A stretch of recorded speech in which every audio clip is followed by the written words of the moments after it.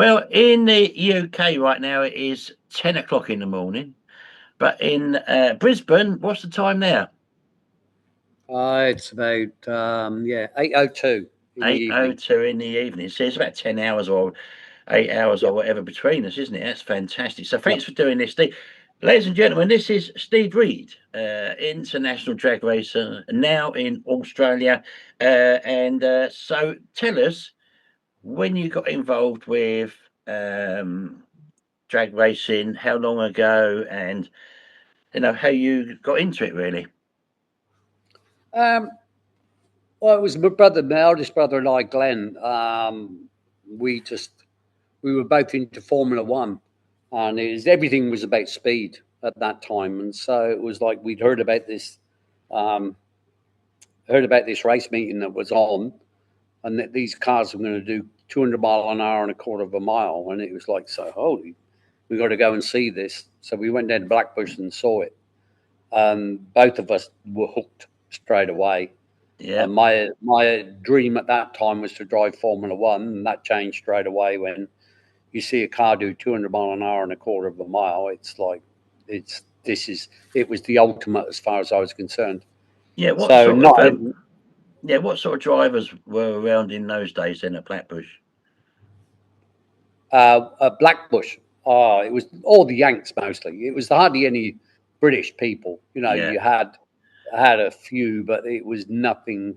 It was just their equipment was just so far ahead of ours. So that was in the 70s then, was it? Late 70s, mid 70s? No, 60s. 60s. Yeah. I'm that old, yeah. Yeah. Didn't you don't look it. So yeah, because Blackbush, yeah, 60s, 70s for Blackbush. Yeah, of course. Yeah, absolutely. So yeah, so you started off with that. So what was your first ever car then? The drag It was racing one. well. The first thing I raced was actually a blown-in injected 650 Triumph, which we bought off a friend of mine, Pete Smith, who was just local to us, and it was um, mind blowing, absolutely mind blowing. It was an ex Speedway bike with, when you have a look at the rake on the handlebars on Top Fuel bikes these days, they're stretched right out. Well, on this thing, it was, if you have a look with Speedway, I mean, the forks were pretty much upright. And nobody told me that, when you shut off, you had to roll off the throttle very slowly, otherwise you get into a tank slapper. So the Oh, first time I went real quick, I got into a tank slapper and it threw me off, and I'm sliding down the track at 140 mile an hour on my ass, thinking there's got to be easier ways of going drag racing than this. And because I was only 16 at the time, it was like, oh well. As soon as I was 17, that was it. I got a car and started going in cars with my Mini Cooper S. oh right, Then okay. the family, we bought 68 Camaro. Dad was racing his Volvo at the time. Yep, that's Um, Jim. Yep. Hmm. yeah. Then we had a 68, bought a 68 Camaro, and I went to Australia. I just for 4 or 5 years, and down here, I only attended one meeting down here. The jobs I had were very much out in the bush, either out bush, or in the sea. And when I mean out bush, out in the desert, and I was drilling rigs out in the bush, and I was out on prawn trawlers while I was out here. Come back to England in, was it 75 or 76? Can't remember. It was the very hot year. I think it 76, might yeah. have been 76. I came Yeah. back in 76. Anyway, and Dad's crew chief at the time, Lawrence, he turned around and said, "Oh, glad you're back." He said, "Is here, you're crew chief now." I mean, I didn't know sort of one end from the other and nothing. And I just basically taught myself. And we just went on from there, and we gradually got quicker and quicker. I got friends with Dennis Pearl, and luckily, I mean, in 78, we started looking at a rear engine car. Dad was still racing the front engine car, but we decided, we needed to go to a rear engine. So Prid built the first rear engine car he built Yeah. for us. And typical Prid, I mean, it was a lovely guy, but it just took so long. So I was going down and helping him at weekends, and I got to know him really well. And that's how I base most of my racing on. I mean, what he taught me. Yeah. But from there, we went with the rear engine car, and yeah, we just had great success with that car. It was one of the best cars. Because he was known as Mr. Six. Yep. And was that after he had built your car, or was it just before? Before. Before, yeah. Yeah, Mr. Six, yeah. before that. Yeah, He incredible. built our car about, I think it was 78 or 79. He built our first front engine car. I mean, our rear engine car. Mm-hmm. That it went through a few paint jobs, and it was like we ended up with the one that is most iconic with Jim Reed down the side. And you know, Dad, what he wanted to do was he wanted to do 6-second pass at 200 mile an hour. Yeah. So there was, I think it was about 1980 or 81. We achieved that. He ran 6:96, I think it was, at 202. Well, yeah. So he was pretty happy with that. And then we shared driving, and we went across to Norway in '83 and cleaned up everything. We won the Norwegian Championship, but that was at Gardermoen. And we set low ET top speed, won the meeting. So, and it was the biggest prize ever going in Europe at the time. I think it worked out about 25,000 American for it. Wow. So come back and handed him a fistful of money, and it was like, so I pretty much drove from there on in. And then, so how has it progressed for you? Obviously, UK wise, but obviously in Australia now, you've obviously gone into the Alki cars. When did you start doing the Alki cars? Is that when you had the fuel cars? Yeah. Well, it was. We ran the Priddle car right up to '89. Then my brothers and I and Dad built our own rear engine car, which we ran a best of 623 with Prid's car, and we went to our car. We ran a 616. Wow. The 623 at the time was the fastest run for Alcohol Donovan in the world. And Brilliant. we turned up at the race meeting in September. If you remember, that's when all the 30 odd cars for Pro Comp at the time. It was just like, and it was very patriotic because there was quite a few English cars, a lot of Scandinavian cars. There was 13 countries represented. So it was, to me, it was a big thing, you know, to represent Britain. Yeah, because you would have been up against the Pages and all those at the time in Pro Comp. And most of the time, I mean, it was Jerry Andrews and I mean, Jerry, it was fun. I mean, the Pages were just coming into Pro Comp at that time. Yeah. But they were handicapped a little bit with the altered. You know, the dragsters were pretty much ruling it. So it was, and it sounds boastful, but I got, you know, it was almost, if the Scandinavians didn't come over, it was almost too easy to win in Britain. I could shut off at 3/4 track and, you know, still beat the other guys, which is, it's not good for them, and it wasn't good for me because I like racing. And so they have a bit of a competition on their own.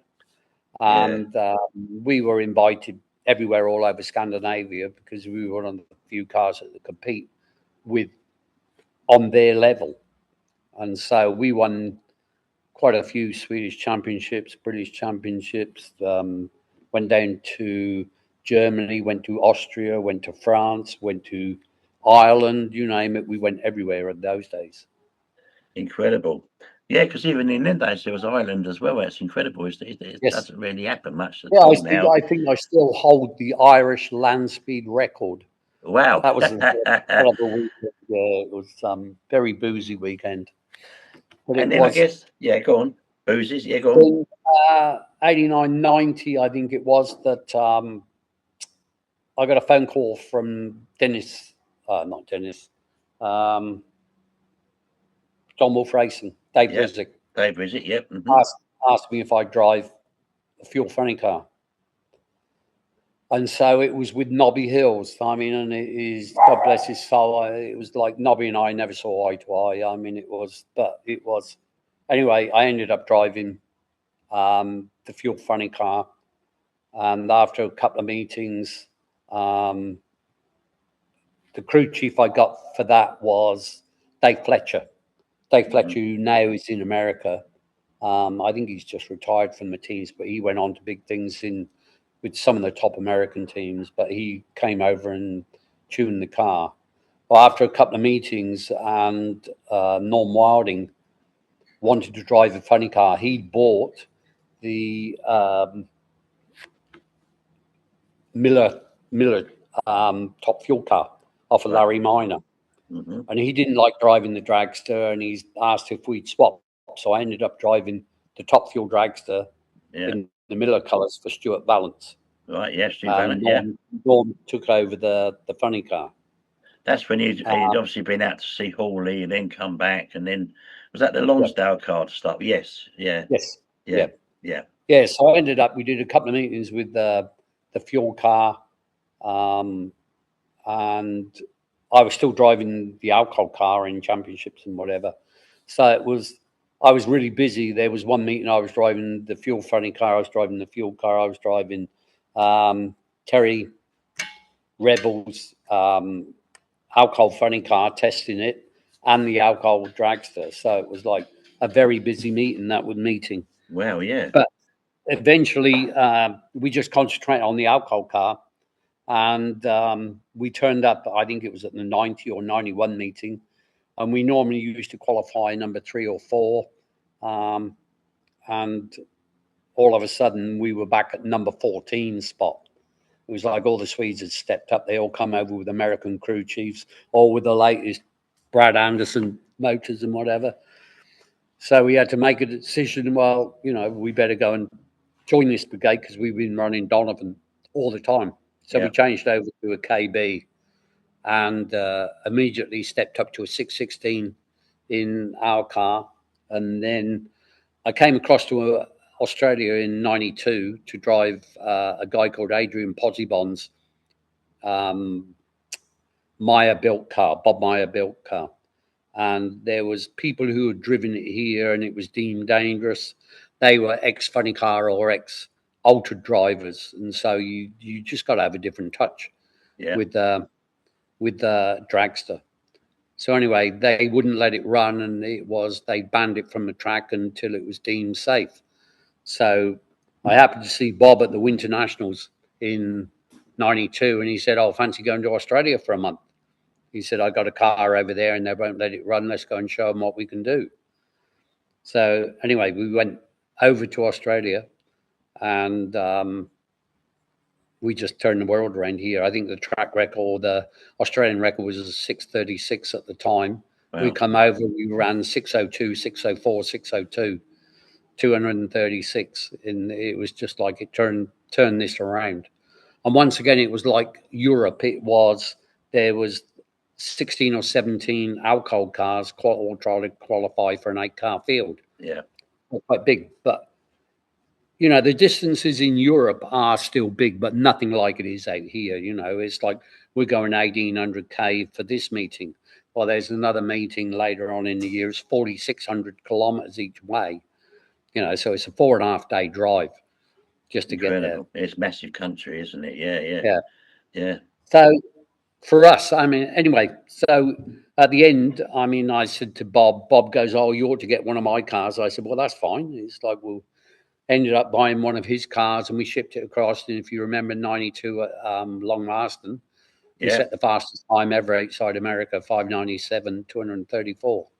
Wow. And then we came second in the championship that year and shipped it across to America. And we did pretty good. We ended up we set a new track record at Phoenix. And then we went to Pomona. We qualified number 2. We ended up losing out in the final by a few thousandths of a second. And that night we shipped the car on to Australia because I was still in the Australian Championship as well from what we'd done earlier in the year. Incredible, yeah. So it arrived in Australia and they'd already had 1 day of qualifying. So we got it out the container straight into qualifying. And by the time the meeting had finished, it was winded off. It was so windy there, it was just unsafe to race. And there was Gary Phillips, the local champion, down here, and myself in the final. So it was from there we went on to winning the championship the next year. Then the next year we came second, and the year after that I swapped over. I was in Sydney at a race meeting, and a guy called Santo Rabasada, who ran a fuel car, came over and asked if I'd like to drive his fuel car for him. So that was my start in '95 in Top Fuel. Wow. And I've been in Top Fuel ever since. So with regards to like the States, with regards to Australia, the track preparation, obviously you've got really, really, really good track here at Centre Pod. We've got a couple of other new tracks that started up. Melbourne's now replaced, obviously Shaky, but obviously you've got Menston as well. But Centre Pod track is always good, and it's even better as the years have gone on. It's fantastic now. So what's the preparation like out there in Australia? It's world class, absolute world class. I mean, it is. I think we've run quicker. I mean, there's one of Santo Junior. He's run with his driver. He's run 468. I mean, 368. Sorry, 339 mile an hour. So they're right on the American pace. Is that the quarter or the eighth? No, that's the quarter. They actually ran 444 at 339. Yeah. And in the 1,000 foot, they've gone 368. Yeah. At 337. Cool. So they're running American times. The tracks here, we're very lucky. The government has stepped up, and so in Sydney, in Sydney, the Bend, and Perth, we've got purpose-built facilities that are world class. In Brisbane here, we've got Willowbank Raceway, which was built in about 88, but that is had a major upgrade, and that's world class now. So Excellent. It is. We are just, we've got fantastic tracks, really good crowds. Our crowds for the Winter Nationals here are 40,000 plus. Usually, when we got Top Fuel and Fuel Funny Car running, it breaks a record every time it goes out there. So what's the field like on Top Fuel and Funny Car now out there? Top Fuel at the moment, it can run from, depending on the weather, because we have so much. We run at night time here because it's so hot during the day when we're racing. I mean, the track temp can be over 150 degrees, which is ridiculous. It's hard on the driver. It's hard on trying to tune it. So we wait till the cooler air of the night time. Yeah. And there's normally, we used to have, when I first started in 95 through to about 2005, 6, we could rake up 10 or 12 cars, fuel cars. Wow. And there was virtually no funny cars. And just gradually, as it's gone faster and faster, people couldn't afford it, and they didn't have the experience, so it was easier to drop out. So now then, in about 2019, 20, Graham Cowan of Rocket Industries stepped up and bought 4 what we call big dog funny cars, with the big fuel pumps and everything else. So he's got we call them junior pops. They're what would you call Nitro Outlaw, is it over there? Yeah. Or Nostalgia Nitro, yeah. Tony Betts and people like that. Tony Betts, yeah, good friend, just around the corner from me, yeah. Yeah, he said hello to you, by the way, as well. Yeah. Andrew has him on. And it is like Morris, who runs Rocket Industries now, with Graham. He's a very, very smart tuner, and he runs the junior pops. And they run in the 520s at 280 mile an hour. And they've got a 671 on. They've got 1 mag. They just don't change the clutch. They just blow air in the clutch, just readjust it. It might Correct. change the oil after a couple of passes. No computer on it, and it runs those times. And they just Incredible, lap that up is. and down the track. What's Yeah. the horsepower like out there now? Because obviously over here you've got funny cars, and obviously Top Fuel is about 10 to 12,000 horsepower. Is it the same out there now? Oh yeah, yeah, Yeah, yeah, yeah. I mean, we're running American times, and Graham, he's got his cars. Graham and Morris have got his cars running low 390s. well, You know, yeah. regular at 330 plus mile an hour. Nice bit And of they're just competition then. Yeah, they're so consistent. yeah, You know, and it's good now because at one time it was either Funny Car running or it was Top Fuel running. Now with Andy Lopez of NDRC, we've got the field. So we normally have like 6 Funny Cars and we normally have 6 dragsters. yeah. So it makes a really, really good field. Not Yeah. that we still run separate, but we Yeah. run what's called a 3-round format. So we don't run a traditional 8-4-2 type thing and qualify. Yeah, What we do is we have 1 or 2 qualifiers. Then we have it's like a round robin basically, and you get points by where you've qualified, win the rounds that you win, low ET, top speed, and that works out. And so every car, instead of say you had a sponsor and you had your 8-car field there, and the sponsor turned up late on Sunday, and he goes, "Well, hey, we going to know what time's the race?" "Oh, the race is already over. I'm out. Went out first round." It's like, so now it goes and it is everybody races 3 times, and the yeah, big advantage is that the cars get out there more, yeah, so you get more experience running the cars. Yes, it costs you a bit more, but for the good of the sport. So the spectators stay right to the end. We finish at 11, 12 o'clock at night sometimes, yeah. and they stay there till then because they know they're going to see every fuel car that's in the pits is coming out again. Yeah, see, over in the UK here is 9 o'clock threshold finish because of Yep. the local area and everything else. Yeah. So yeah, so you couldn't exactly do that in over here. But yeah, I mean it's incredible. Now let's just quickly go back a little bit. What's your memories from the people and what have you in the UK back in the day? What sort of good times? Richard Nichols says hello to you as well. Of course, Custom Car. Yes. He Yeah. says hello to you. Yeah. Yeah, I haven't seen Richard for a long time. The last time I saw Richard, I think, was at Pomona '92 Yeah. when we were out there. Yeah. He Yeah, says hello. look, I mean, don't get me wrong. I itch sometimes to. I found it very sad that it took a long time for British guys to get their ass into gear and actually be able to race with the Scandinavians.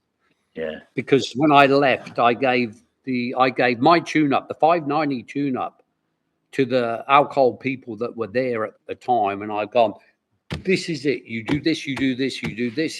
This is here's the tune-up. Here's the sheets." And it took them 5 6 years to get down to those times, and it Yeah. is. And I look at it now, and I find it very sad because, as you know, Glenn and Tim are still involved with Christa's. Well, Johnny Lag. Yeah. But there's no British guy out there. People should get behind Dave Wilson and, either try and find another sponsor so they can put a British driver in there if he doesn't want to drive. Yeah. Because he was one who could take it after I left, who could take it to the Scandinavians. And the British, they need to get behind their drivers. And I find that it's very, very strange that they don't. And in a way, I feel like going back over there and just putting our car down the track just so the Brits have got something to cheer for. Yeah, exactly. I mean, Dave, I saw Dave a couple of weekends ago. He's still out there. He's still helping teams out there. Alan Bates and people like that. He's doing work for them and loads of people. And he's still out there. He's still doing it, but obviously he's not racing now. And it's just one of those things. It's he needs to. I think the last time he was out there was with the tool company, Silverline, I think it was last Yeah, time. Silverline. Yeah. And I so mean, when yeah, I first knew Dave, he was on the bones of his ass like we were, and it was like he was the way he was racing, and you know, we moved ahead a bit quicker than he did, and he really stepped up after I left, which I thought it was brilliant, and he won a couple of championships, I believe. yeah. But I mean, since you had in recent years, you had obviously Dave, and then Derek Flynn had a go as well, and a few others, and then the Maltese guys came over and had a go as well. You know, and yeah, there was the alters. So it was a very very you know, different field in them days. But we don't yes, seem, you know, I'm just hoping that things will start to improve again in the UK. Obviously, we get people over from Europe. Massive pro mod field come yes. over. That's incredible. Yeah, we sort of rode that wave over here for a while, and it's sort of dropped off. I mean, it is our top alcohol cars regularly run 30s and 40s here, Yeah, and they still run the dragsters, the funny cars, and the altereds. They still run them together like we did with Pro Comp, which yeah, I yeah, think they could do in Europe. You yeah. know, don't separate them No, because there's not enough cars there, and no, it might encourage people to come back in. yeah, But Pro Comp top alcohol these days, um, talking to the guys, talking to Glenn and everything else. I mean, if I wasn't in Top Fuel, I would probably go A Fuel yeah. like he's done. And Right, that's the but methanol over there, over yeah, here. Yeah, no, that's the nitro, injected nitro. not injected. Yeah, Yeah, blown methanol. I mean, it is when you're paying $50,000 for a supercharger. I mean, yeah, that's out of control. Then you got to have this clutch and that clutch, and you got to do. I mean, it costs as much to run a good alcohol car as it does a fuel car. yeah, I mean, yeah, we run. I'm on a pension. I'm 73 years old now. I'm on a pension. yeah, I'm on life's adventure, and people said to me, you know, you're 71. What are you getting back into it for? I said, because when you've been drag racing all your life, I said, you can't, it's the worst form of addiction out there. The only thing that cures it is death. yeah, So yeah, I had the chance to go back in. Now, everything on this car was second hand. So it took me a while I had no budget. It took me a while to put pieces together. So it took me a year or so to actually get the car out and on track. And since then, we've had, you know, a few glitches where it's bitten us in the bum where we've had parts that have let us down, that second-hand parts. And we've got some good crew along. We've got some good small sponsors along that have just helped us. And, you know, it's like I said, Prid told me and taught me how we could go racing on a real budget. And I don't think there's any other fuel car or fuel team in America or in Europe that could do what we could do yeah. with the budget we got, you I know, and it think, is. So this year, I mean, we've got more parts than we've ever had, good parts, and a good fuel system. People have chipped in a bit of money here and there, and we've managed to buy good used equipment.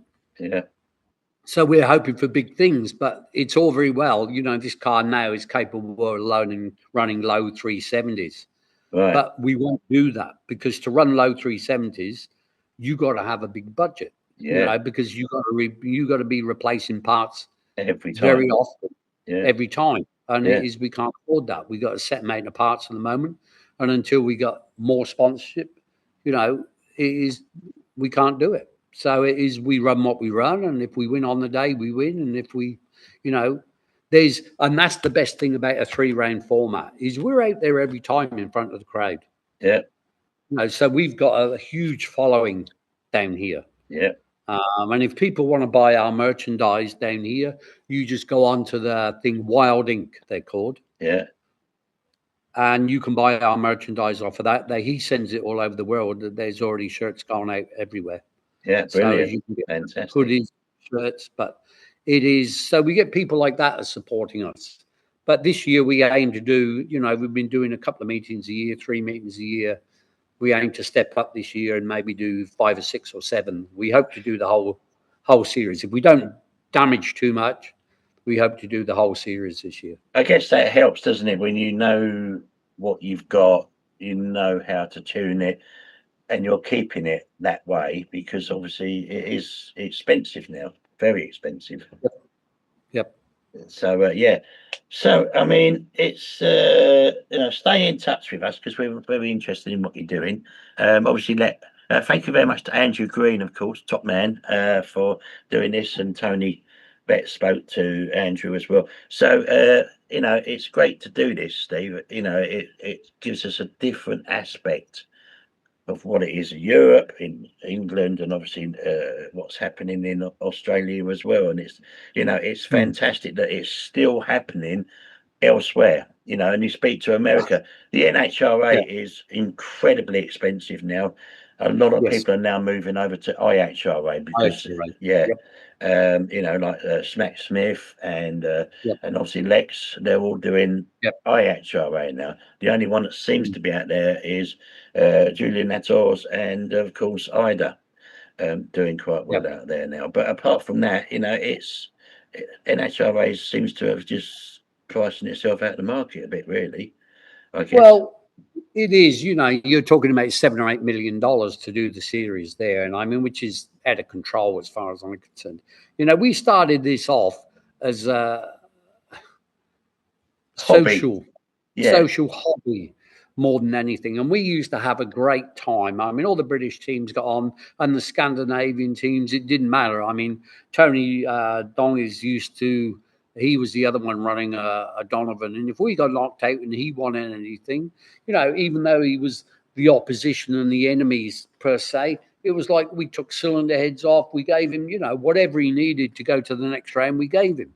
Yeah. And that is what we're trying to do here as well. And it is with my guys. And all of my crew on here 2 years ago were spectators. Yeah. I had to build my old crew that I'd had when I dropped out for a while. They'd all gone on and created their own company or got married or had kids or whatever. So I had to find a totally new crew. So I've got 14 people coming on this adventure with me who are Top Fuel virgins basically 2 years ago. And it is like they're having an absolute ball.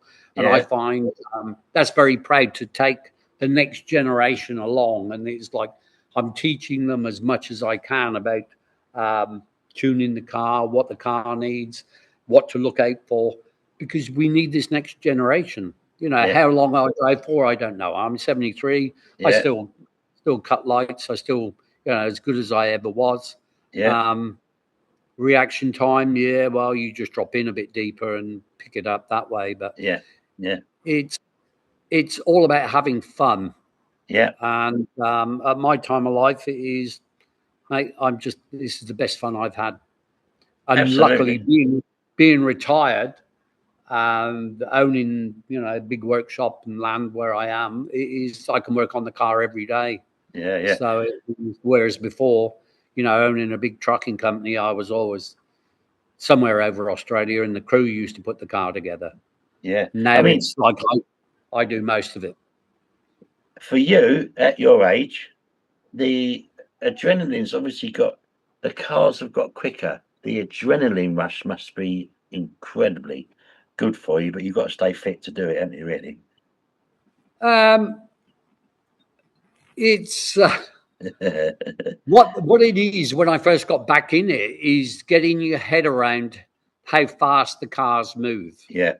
And that's so I've eased into it more than anything, and just gradually got quicker and quicker and quicker, so that I'm with the car. My brain is with the car. There are too many people go out there. The easiest thing in the world is to run quick. Yeah. But if you're still at 330 foot and the car's at the finish line, you're in deep trouble. Deep trouble, yeah, definitely, yeah. So it is. This we've eased into it, and this next meeting is the first 8th mile meeting that we've run. So it'll be pretty interesting. Our car's normally pretty quick to the 8th mile. So, because we never used to have much compression in it, so we would never run big speeds. The biggest speed we ran was 308 miles per hour.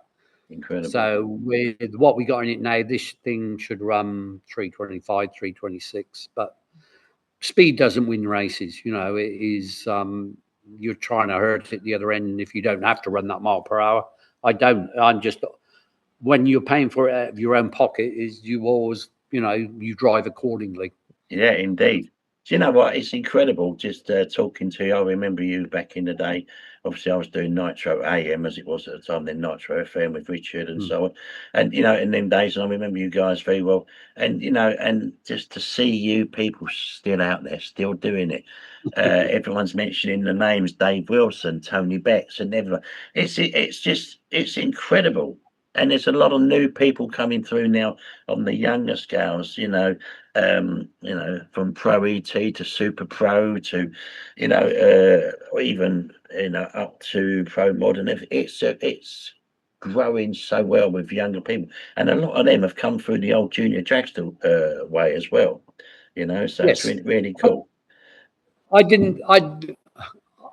can't say I just I enjoy Junior Dragster, but it's a good way to introduce new blood to the sport, which is what we need to do. Yeah, definitely. You know, and it is, people think that they just fart about going up the track. You know, we've got here what's called an SS Commodore, which is a pretty quick street car. And it is, you know, they had a race against a Junior Dragster, and the Junior Dragster flogged it. Yeah, that happened at Ultimate Street Car when a Junior Dragster, modified Junior Dragster, went up against a Ferrari, and it done him. That Ferrari got to the end of the track and he went home. Yeah, they are quick little cars, and I mean, it's good grinding for them. Yeah, you know, definitely. And the kids are getting involved, and I think that the way I look at it is, if you get a kid involved in drag racing, right, and he has to earn his money to go and get more parts for the car, he'll never go into drugs. He'll never go into, you know, getting drunk, and creating trouble. Yeah. So how I've classed drag racing is, drag racing has shaped the way I live my life. Yeah. You know, I was very lucky to have my father as a good influence and a good mediator between everything. And so it was the way we run the company, the way I ran my companies over here, is all through drag racing, and it's all attention to detail, and that's why it's been successful. Incredible. Steve, it's been absolutely amazing. I'll talk to you in a second, but do you know what? It's just been an absolute pleasure. Please stay in touch. Keep us going. So you're off. So this weekend, when do you start? Is it Friday or Saturday? It's next weekend. We go. It's the 27th, 28th of February. Right. Yeah. We race Friday, Saturday. Right. Okay. So first run it'll be live on Channel 7. Right. Okay. If people want to tune in from Europe, you can tune in, and it'll be on 10 in the morning. We got one run at 7:30 and one run at 10 o'clock. Right. On Friday night, and then Saturday night it's 7:30, 9:30, and 10. Excellent. No, 7:30. Oh, it might be 7, 9, and 10 or whatever. I can't remember. We haven't got the schedule ready yet. But if you want, I mean, we can do, after every meeting, we could do a Zoom meeting and just let you know how it went. Yeah, catch up. We can do a 10-minute Zoom. That'd be absolutely fantastic, just to keep everything going out there. Yeah, that is amazing. Yeah, please get in touch. Keep us posted. And it'd be great to do it, Steve. Thank you very much indeed for your time. I know it's there's a time difference between us, but thank you very much for all your time. And we'll chat very, very soon.